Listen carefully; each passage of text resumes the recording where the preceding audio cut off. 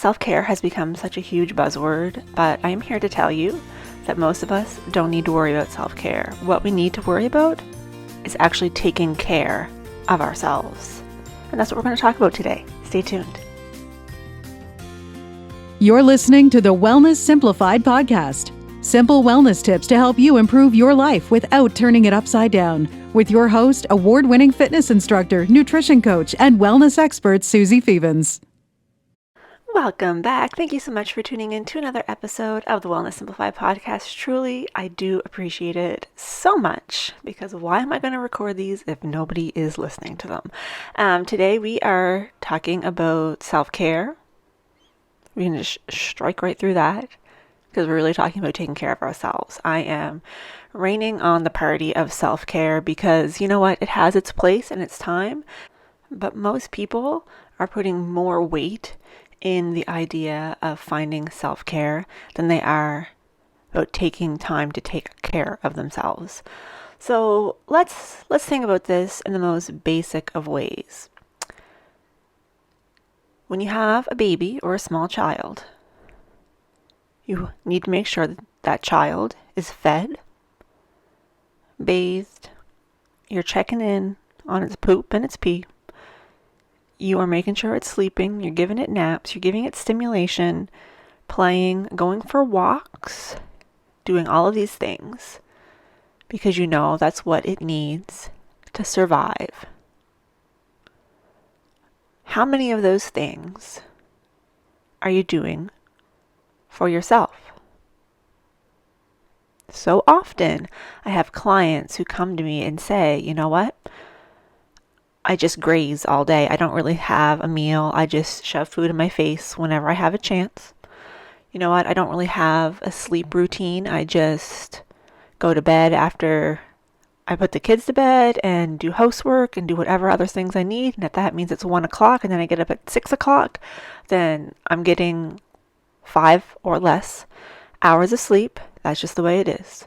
I take a shower every 3 or 4 days. I don't have time to have a shower. I don't have time to eat good food. I don't have time for movement. And you know what? I understand that you don't always have time to exercise, and that's not what this is about at all. You don't always have time to eat healthy meals, but again, that is not what this is about at all. What it is about is you having meals. Quite frankly, I don't care how healthy they are at first. I just want you to eat. I just want you to eat your lunch. Because that is the meal that most women will skip over, or they'll have a salad. Oh my gosh.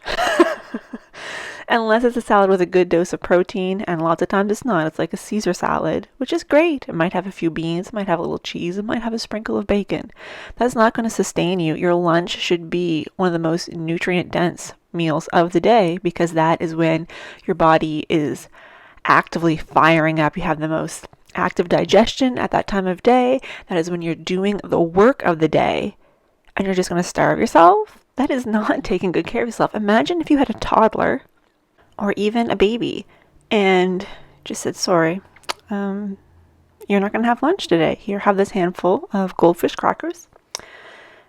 Maybe later you can have a couple slices of apple and then you can have supper tonight.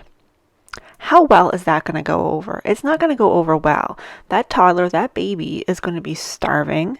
It is going to be cranky. It's going to have an energy crash. And guess what? So are you. But if you are used to not eating those meals, you've become so accustomed to having that energy crash, to feeling cranky, feeling irritable, having a short fuse, that you don't even recognize it anymore. You need to eat. And I don't care if you get up and immediately eat your breakfast, but you should be eating something before noon.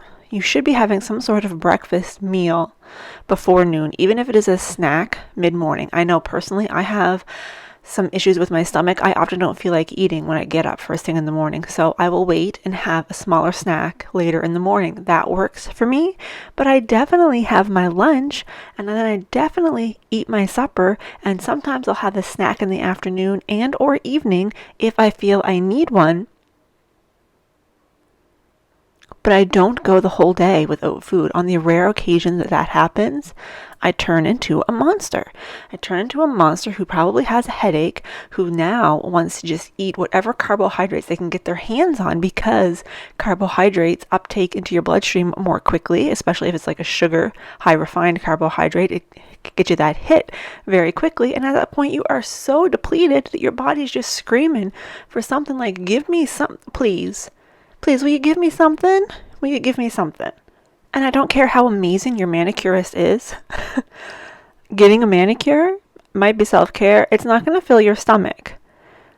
It's not going to fill your stomach. This is going to be, I'm diving a little bit into what we're going to be talking about next week on the podcast, but we need to differentiate the different levels. Okay, like if you are not taking care of yourself, or if you are not getting your basic needs met, you don't need to worry about these other things. If you are not eating, if you are not getting any sleep, if you are not drinking water and being hydrated, if your digestion is in the dumps, these are things that we need to concern ourselves with before we worry about adding in quote unquote self-care. You need to take care of yourself. Pretend that you are a child or a baby. Are you doing the things for yourself that you would do for that child? Understandably, I don't expect you to get up 4 times in the night to have a snack like a baby. But just think about that for a second. Do you take as good care of yourself as you would a child, your child if you have one? The answer is probably not. And I know I am talking from a place of someone who does not have children, so I do not know the difficulties of being a mother or father, but I do know this. Those difficulties, those challenges are only made more challenging by living in a starved, sleep-deprived state. And yeah, for those first few years, unless you are a miracle sleep trainer, those kids are going to be waking you up. Those first few, I don't know, 6, 7, I have no idea. Some people get off lucky, some people not so much. You need to do what you can in all those other areas to make up for that. So if you are sleep deprived and you don't see any way through that until your child gets older, you better make damn sure that you are getting enough food. You better make damn sure. If there is nothing you can do but one component of your life and taking care of yourself, you better make sure that you are taking care of those other aspects. Because sleep is essential, but if you can't really change that, you better make sure that you are getting meals. You better make sure that you're drinking water. You better make sure that you're doing those other things so that you can keep yourself from falling to pieces. And remember, I'm not saying that you need to eat an organic, whatever kind of fancy, super healthy meals. I am talking, get a pizza pocket. I don't care. I need you to eat your lunch. I need you to have snacks that you can grab. Once in a while, that snack might be a chocolate bar. You know what? I'd rather you have a chocolate bar than nothing at all. No, that's not the best choice. But I would rather you have calories from refined sugar in your system more than I would rather you have nothing. In my days as a nutrition coach, there would be times when clients would say the only available option was junk food, so I just opted not to eat. You know what that is? I don't know. You could say that that's dedication, but depending on what length of time we're talking about here, if you didn't have any other options around you for 6 hours, eat the damn junk food because at least it's something. Like, yes, we should prioritize healthy meals. We should. But starting out, I just want you to eat. Starting out, I just want you to drink. And if that means you're drinking juice, then drink juice. I mean, water's free. So, go for water if you can. But I digress. You don't need to go for the healthiest option. You just need to eat something. Okay? You don't need to have some super amazing in-depth bedtime routine. You should have a little bit of something just so that it triggers your brain to say, okay, it's time to get ready for bed. Even if that is putting on your pajamas, washing your face, brushing your teeth. That could be your bedtime routine. And let's be honest, most of us are doing those things anyway. At least I hope you're not sleeping in your clothes and going to bed without brushing your teeth. It doesn't have to be in depth. It doesn't have to be a bath with scented candles and it doesn't have to be this crazy thing. You just need to take care of yourself. Your baby, your toddler, you're going to put them in the pajamas. They probably got stuff all over their face, so you're going to have to wash their face and hands. You're going to brush their teeth, read a story, whatever the to-do is, whatever the whole thing is. Do something similar for yourself. Create the routine. Get that signal in your brain that, okay, it's time to get ready for bed. Start doing the same thing at the same time-ish each night, and it's going to get your brain in the habit of going to bed after you do that series of events and getting ready for sleep. No, maybe it won't change anything. Maybe it will. But what it does do is show that you are trying to take care of yourself. We really have this epidemic in this social media world of people showing the stage 6 items. What do I mean by that? I mean, okay, let's use a video game analogy, because whether you play video games or not, you can probably relate. So a game like Tetris or Super Mario, date myself a little bit here, right? With each level that you go up, things get a little bit harder. Sometimes you have access to different items that you didn't have access to in the beginning. Maybe in Mario, you get a different hat, different things like that. It does you no good to think about the level 6 flying hat when you're in level 1 and don't have access to it. You know that it's up there, but you don't have access to it. So what good is it to waste your time thinking about it? You need to figure out how to jump over those holes, how to kill those Goombas, how to do those things. You need to worry about the stage 1 things. And the stage 1 things in human life are eating, sleeping, drinking water, not alcohol, and cleansing yourself and moving and connecting with others. Those are the stage 1 things. We're not worried about stage 6 when we're still trying to figure out stage 1. And there's so many people out there that I see trying to worry about stage 6 when they haven't got stage 1 down. I need you to take care of yourself. I need you to take care of yourself before you worry about those other things. And once again, no, I'm not saying that if you're not eating 3 meals a day that you can't go for a massage. If you can fit those things into your week, your schedule, fantastic. But that shouldn't be your primary concern. Your primary concern should be taking general care of yourself. I have a theory, a motto, I don't know what to call it, whatever label you want to put on it. And that is when somebody is really short-tempered, they're storming around, they're getting really angry, and you're like, this is not something that you need to be angry about right now. They're upset irrationally so over something. It's that person right there, they need a snack, they need some carbohydrates, and they need a nap. Because everything looks better after you've had some carbohydrates and you've had a little rest.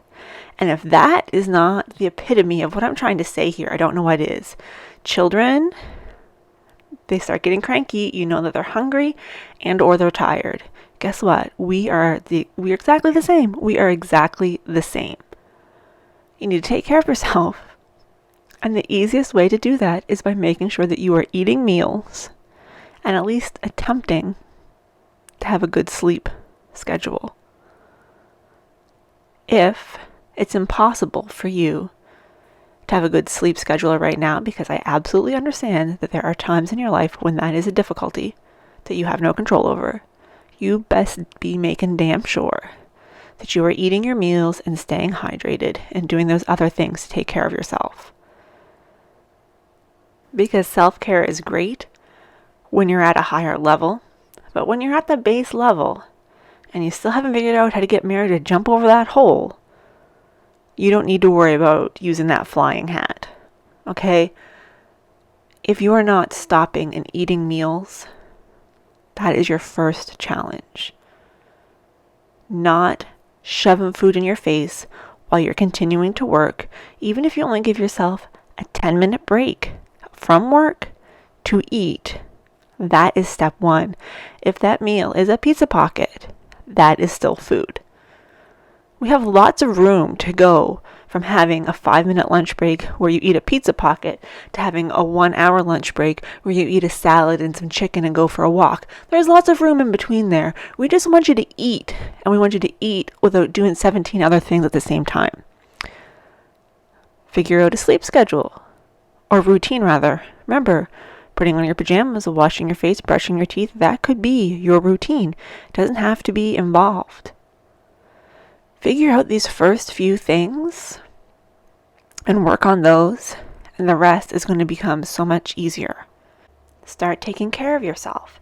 Do the things that you would feel necessary if you had a toddler at home to do to take care of them. Truly, you deserve to be taken care of as well. It's just that as we grow up, we don't have a mommy there to tell us it's time to have lunch, it's time to have a nap. We have to do that for ourselves. And a manicure can be great, but eating your lunch every day for a week could be even greater. That's it for today's episode. I hope you've enjoyed this. I hope maybe it's let you off the hook a little bit as to how you feel about self-care, because self-care is great. But taking care of yourself, that is the benchmark. That's where we want to start. And if all else fails, have a snack and take a nap. Thank you so much for listening. Remember, you can find me on Instagram at Susie Confesses, Facebook at facebook.com/confessions of a fitness instructor. And you can join my free Facebook group where we have challenges every month that are free. Link is in the bio. And of course, you can check out my virtual fitness studio, welluniversity.ca. That link is also in the bio. Thank you for hanging out with me, and I will talk to you next week.